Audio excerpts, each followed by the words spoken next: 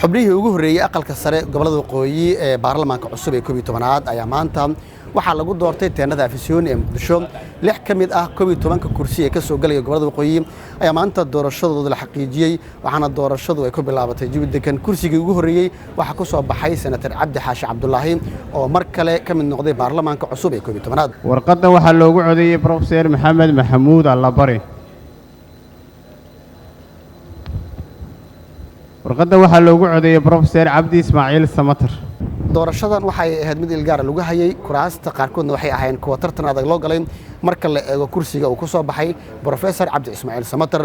oo gaaray doorashadiisa wareegii labaad isla markaana markii dambe ku guuleystay waxaana maanta xubnihii soo baxay ee kala ahaayeen Cabdi Xaashi Cabdullaahi Professor Cabdi Ismaaciil Samatar wasiirka warfaafinta Cismaan Abuukar Dube wasiirka dastuurka Saalax Axmed Jaamac iyo waliba Bilaal Idris Cabdullaahi iyo senator Zeynab oo mar kale kursigan ku soo laabatay isla markaana loo tanaasulay guddiga doorashooyinka gobolada waqooyi oo la socday habsami socodka doorashooyinkaas iyo guddiga kale ee heer federaal oo xubnahooda ay madasha ku sugnaayeen waxa ay intooda badan ay isha ku hayeen kuraastaasi iyo qaabka tartanka u socdo waxa sidoo kale doorashadii maanta dhacday goobjoog u ahaa xubno kale oo ka mid ah dhinacyada kala duwan ee korjoogtada waxa sidoo kale madasha ku sugnaa xubno ka mid ah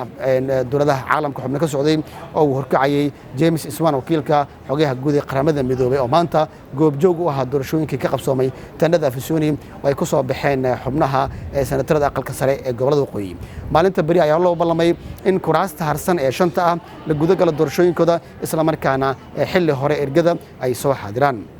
Salaaman Xaaji Axmed Raagi Soomaali Cable Muqdisho